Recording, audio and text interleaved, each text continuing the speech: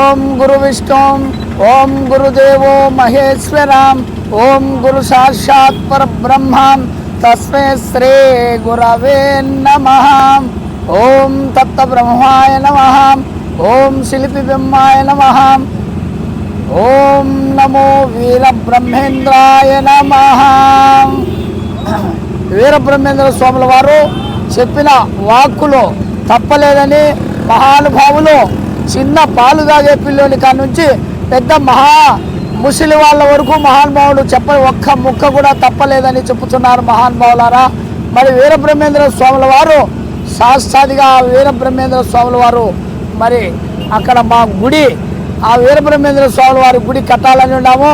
మరి కట్టేట్టుగా ఆ మహానుభావుడు ఎప్పుడు మాకు సెలవు ఇస్తాడో, ఎప్పుడు మాకు ఆ వీరబ్రహ్మేమో మాకు సెలవు ఇస్తాడో, మరి ఆ వీరబ్రహ్మేంద్ర స్వాముల వారిని ఎల్లప్పుడూ నిజానికి కాపాడమని కోరుకుంటున్నాము.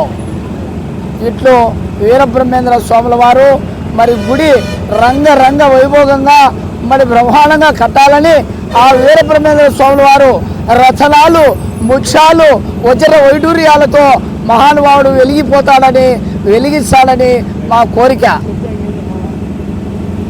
జై గోవిందాంబ జై. పద్మిరాజ్ పోతులూరు వీరబ్రహ్మేంద్ర స్వామి వారు మన కడప జిల్లాలో కందిమల్లయ్య పల్లెలో సంచారం చేసి బ్రహ్మంగారు గురువు ఏ విధంగా ఉండాలా, శిష్యుడు ఏ విధంగా ఉండాలా సిద్ధయ్య వారిద్దరు రూపంలో చూపించాడు. ఇది ప్రపంచ నానుడి. ఏ వింత జరిగినా వీరబ్రహ్మేంద్ర స్వామి ఈ చెప్పిందే జరుగుతున్న ఒక వింత అది జరిగింది ఉంటుంది. అదేవిధంగా మేము గురువుగా వీరబ్రహ్మేంద్ర స్వామి వారిని కొలుచుకుంటూ ప్రతి సంవత్సరము మహాశివరాత్రి నాడు బ్రహ్మంగారి కళ్యాణం చేస్తాము, ఊరేగింపు చేస్తాము.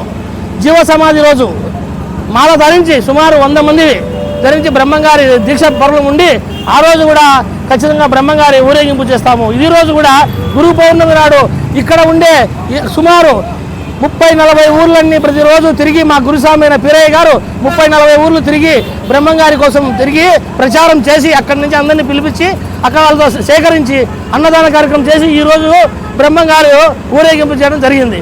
అదేవిధంగా బ్రహ్మంగారు గురువు చాలామంది గురువు ఎవరైంది తెలియకుండా చాలా ఇబ్బంది పడుతున్నారు.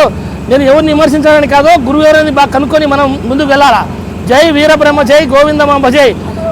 ఈ విధంగా దేవాలయాల భూములు ఆక్రమణకి గురవుతున్నాయి, కానీ చాలా ఇబ్బంది పడుతున్నారు. అవి భూములు వచ్చేది లేదు, ఎక్కడైనా కూడా గడ్డలు తీయాల్సిందే. దేవాదాయ శాఖ భూములన్నీ కూడా నిర్లక్ష్యానికి చాలా వరకు వీలవుతున్నాయి. కాబట్టి హిందూ ధార్మిక సంస్థలన్నీ కూడా ఖచ్చితంగా హిందువుల చేతుల్లోనే ఉండాలా.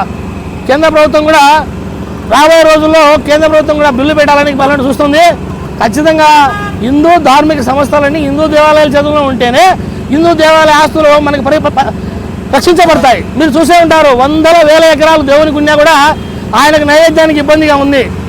ఎక్కడో ఒకసారి నుంచి పొలిటికల్ ప్రెజర్, ఇది వాస్తవం అందరూ తెలిసిన విషయమే. ప్రెజర్తో తక్కువ ధరతోనే గుత్తల భూములు తీసుకుంటున్నారు.